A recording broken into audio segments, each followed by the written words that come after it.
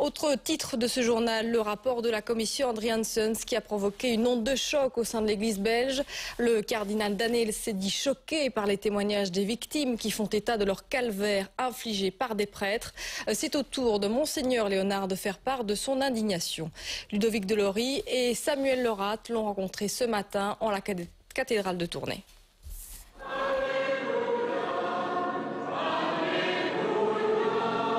Ce dimanche, les Tournaisiens célèbrent Notre-Dame de Tongres, celle qu'on invoque contre la maladie. Rongée justement par un mal terrible, l'église belge garde-t-elle la confiance de ses fidèles? Le scandale éclabousse le parvis. C'est la faiblesse humaine aussi qui existe dans les ministres de l'église. Je leur donne pas raison. Comme prêtre, depuis près de 60 ans, j'ai rencontré combien de drames dans les propres familles. C'est malheureux pour ce qui est arrivé pour l'Église. Avec ça, il y a beaucoup de gens qui ne pratiquent plus. Et pourtant, ils sont nombreux dans la cathédrale. En guise de bienvenue, l'évêque de Tournai évoque à mi-mot les scandales de pédophilie. Monseigneur, soyez le bienvenu. Vous trouvez ici des fidèles qui vous apprécient et qui vous soutiennent en ces moments où nous traversons des moments particulièrement étonnants. Exceptionnellement présent, le chef de l'église belge fait allusion dans son homélie à la lettre de saint Paul à Timothée. Le Christ Jésus est venu dans le monde pour sauver les pécheurs. Et moi, le premier, je suis pécheur. Que c'est beau, quand nous parlons des pécheurs, ne pensons pas d'abord aux autres, pensons toujours d'abord à moi-même. Nous avons le cœur transpercé, ajoute Monseigneur Léonard. Les fidèles sont invités à la repentance. Aucune allusion directe au scandale qui souille l'église. Mais à la fin de l'office, quelques mots sur le bilan de la commission Andriansens. J'ai fait un appel le 23 avril pour que les victimes osent s'adresser à la commission et osent parler.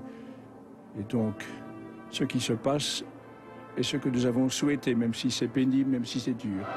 Demain, la hiérarchie de l'église belge sortira officiellement de sa réserve.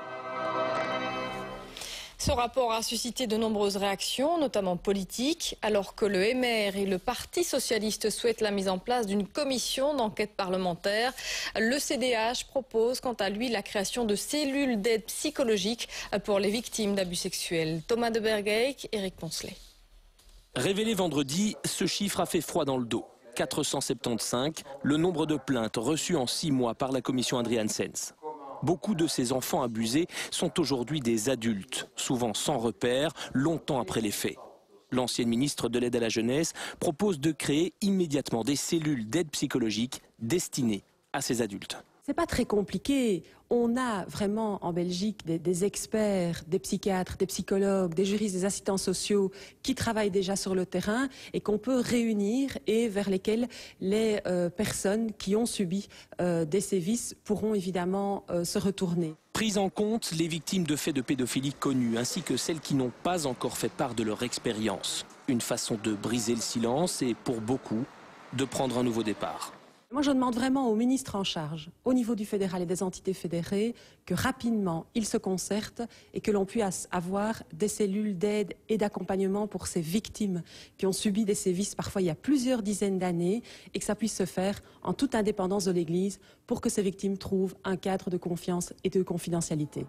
Un appel à l'urgence qui ne fait pas oublier non plus que chaque année, 4000 enfants en Belgique font l'objet de maltraitance. Dans un cas sur 3, elle est d'ordre sexuel. Malgré la prescription des faits, l'avocat d'une trentaine de victimes ne baisse pas les bras et n'exclut pas des actions civiles sur base de non-assistance à personne en danger. Son objectif est d'obtenir des dommages et intérêts. Chantal Monet, Aurélie Henton, Benjamin Van Kelst et Philippe Lefebvre. Si l'accès à la justice pénale n'est plus possible, cet avocat pourrait frapper aux portes de la justice civile. Son argumentation repose sur une lettre des évêques de Belgique datant du 19 mai dernier.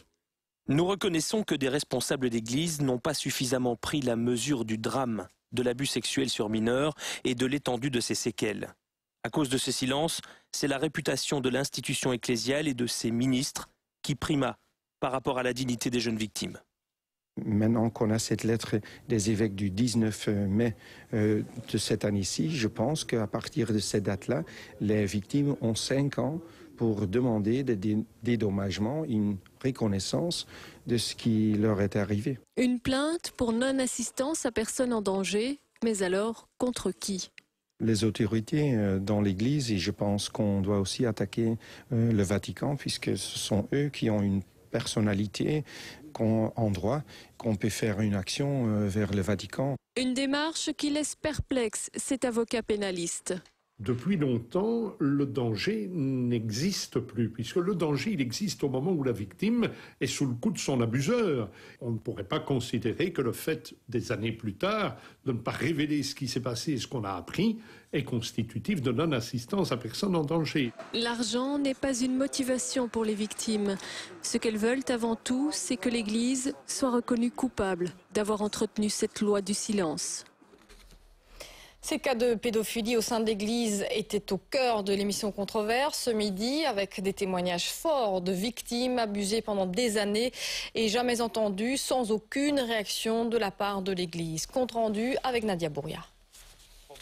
Voici Anne, 50 ans. Elle adresse un message aux victimes comme elle. Vous n'êtes pas coupable. Vous êtes des victimes. Mais battez-vous. Dénoncez votre violeur, sinon il continuera. Sortez votre haine, votre souffrance. Battez-vous, c'est en vous battant que vous retrouverez votre honorabilité et vous vous reconstruirez. Fin des années 70, Anne a 17 ans. Durant 2 ans, elle est violée au sein d'une communauté religieuse. Elle évoque la peur, la culpabilité, la honte et surtout la loi du silence. Parce qu'il faut savoir que quand un abuseur viole sa victime, il y a d'abord tout un travail de manipulation et de terreur, de chantage. Et quand on ose parler, la personne commence par dire que ce n'est pas vrai, qu'on ment, et alors on n'ose plus parler et on est coincé. Ces viols ont également affecté profondément sa vie de mère. À la naissance de mon fils, dit-elle, je voyais un futur violeur. C'était une souffrance qui était intérieure que j'essayais d'oublier, mais oublier, ça ne guérit pas. Et c'est le contraire, et en fin de compte, c'était une colère qui grondait en moi, et mes enfants en ont terriblement souffert. Quand il y a cette loi du silence qu'on évoque très souvent, c'est effectivement en soi déjà destructeur. Mais ce non-dit, de savoir que les autres finalement, et l'adage dit bien, qui ne dit mot consent, est encore beaucoup plus destructeur à mes yeux. Et une douleur infinie des victimes en raison du silence de l'Église sur ces crimes sexuels à grande échelle. Selon Gabriel Ringlet, cette Église a une obligation morale de s'interroger. On prétend, quand nous référons à cet évangile, être attentifs aux plus petits, à ceux qui sont le plus en fragilité, et nous nous trouvons là devant des gens chargés d'annoncer l'évangile et qui pratiquent exactement le contraire des béatitudes. Qu'est-ce qui fait qu'à un moment donné, un adolescent et puis un adulte, qu'il soit prêtre, magistrat, médecin, enseignant, eh bien, effectivement, trouve dans l'enfant un plaisir tout à fait inadéquat. Je pense que là aussi, il y a des questions à se poser. Conclusion du pédopsychiatre, les ravages psychologiques sont tels que la société doit veiller à accompagner les personnes abusées. Après le journal L'invité, bonjour Grégory, vous recevez aujourd'hui le coprésident d'Écolo, Jean-Michel Javot. Oui, bonjour Jean-Michel Javot. Bonjour. Alors, ce scandale au sein de l'Église, ce rapport qui ébranle l'Église, est-ce qu'il faut une commission parlementaire? Bien sûr. Et donc ça fait plusieurs semaines qu'Écolo avec Groen, et d'ailleurs le SPA, ont demandé une commission parlementaire. Je vois que depuis la publication du rapport, d'autres partis rejoignent l'idée. Ce n'est vraiment pas pour court-circuiter la procédure judiciaire, il faut qu'elle puisse continuer. Ce n'est pas pour auditionner des victimes, mais c'est notamment pour expliquer pourquoi, pendant aussi longtemps, des faits, une institution, ont pu comme ça cacher, avec l'accord de certaines autorités ecclésiales, ont pu cacher des faits et empêcher notamment que les victimes puissent éventuellement pouvoir un peu en sortir.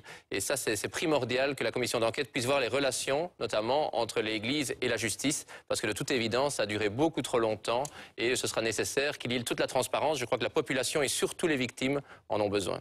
Une commission Chambre-Sénat, comme on l'évoquait? Oui, c'est une piste. Encore une fois, ici, maintenant, c'est vraiment quelque chose qui touche toutes les régions du pays, qui touche tous les évêchés, qui dure depuis beaucoup trop longtemps. Et pour cela, il faut faire toute la transparence. Je pensais que depuis le milieu des années 90, on avait pu retenir les leçons du passé, mais de toute évidence, il reste un énorme travail à faire, notamment pour soutenir les plus fragiles, les enfants et les victimes. Merci Jean-Michel Javot. On se retrouve dans quelques minutes avec beaucoup de questions politiques. Merci.